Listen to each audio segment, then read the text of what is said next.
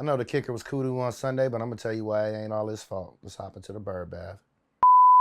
In Week 10 versus the Saints, the Falcons ideally did the things you want to see. Led in time of possession. We ran 32 times to 38 passes. I like to see a few more runs. We dominated in yards. We ran the ball better than them. We even shut down Kamara and Taysom Hill. The defense did a really good job, even though we didn't have any sacks. We forced them in a long third down situations, and we got off the field a lot. 3 points in the second half, and they only had 20 points total. So what went wrong aside from the fact that Koo missed 3 field goals? Well, anytime that your team isn't scoring touchdowns, that's on the offense or the coordinator or the coaches. We got a little pass happy on the first drive. On the second drive, we had a key 3rd and 1 where we passed the ball instead of running, and we just got away from our identity. I feel like that made us flat to come out and start the game, and then we ultimately started being bad on 3rd down. Kurt was connecting, and we were running the ball good, but he started pressing on some passes, and he should have probably taken the underneath on a lot more throws, especially at the end of the game, as he would have told you. Certainly the interception is a play that it was just being too aggressive. Would have loved to have just been more patient and taken Kyle Pitts underneath. Our team is really set up for us to play with leads and be able to run the ball and being powered by this offense. We had one key run by Bijan that went for a touchdown and came back on a penalty.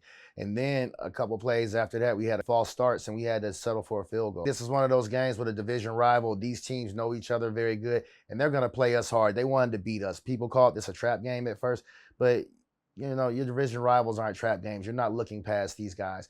This was their Super Bowl this year, as long as they didn't get swept by the Falcons. We got to not get away from the things that we do, and we can't be cute. We make sure that we commit to the run this week coming up against Denver. What can we build on moving forward, though? I feel like the pass rush did a lot better because we took a platoon approach. We rotated a lot more guys on the defensive front 7. We even got more creative with our linebackers out there. Ebiketie, he's doing better at setting the edge on the run plays. He didn't necessarily have a sack this game, but our guys are forcing the quarterback out of the pocket. We were able to get them to throw the ball away a little bit well. And at the end of the day, we held them to 20 points. We're holding teams to 21 and lower. I think we got a good chance moving forward. Don't kill me in the chat, but I also like that Kyle Pitts' run blocking game seems like it's getting a little bit better. And he's helping a little bit better on some of the pass plays where he has to chip off some more. Teams are starting to dictate coverage toward Pitts, and they're even double teaming them on some of their zone plays and rolling their coverage a little bit more toward them, and it's opening up things for some other players in the offense. I think Kirk has to slow it down some. Just take what the defense is giving them. Most defensive coordinators are banking on that you're not going to be able to consistently drive down the field on it. We run the ball really good, so I think that we just need to get a little bit more patient and not force things. Playing Denver this week, they got a really good defense, especially against the pass and their pass rush. They're second in the league and getting to the quarterback in sacks. So we definitely got to commit to the run. Make sure that we get those guys chasing, worrying about what's happening with Bijan and Tyler Algier and getting them off their spot with a little bit of play action here and there. I saw a few passes this past week concerned about our pass protection. A few of those plays, McGarry got stepped on by his other linemen and some of the help with the protection. But one thing that Kirk Cousins does really good is he resets the pocket really well against the pass rush and redirects where the pass rush is coming. Meaning that he steps up into the pocket, he moves around, he makes space in some of the other areas and makes it harder for some of those defenders to get to him. We're going to have to do a lot more underneath things probably. Their cornerbacks are pretty good. On defense, we really have to make sure we put the reins on Bo Nix. Their offense really strives through him running and moving the ball with his feet and picking up first downs and extending plays. So we can't let him get out of the pocket too much.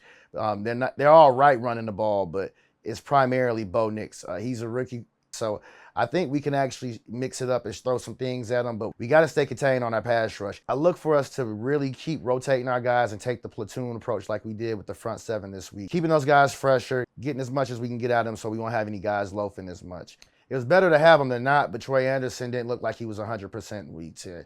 I think going against Denver, hopefully he'll be healed up a little bit more, and we'll be able to use him a little bit more creatively on some of the rush plays and some of those outside plays. I see that we've been going a little bit more with some of our subsets on some of the passing downs where we're coming in with a lot more pass rushers and outside linebackers instead of having a dedicated defensive lineman.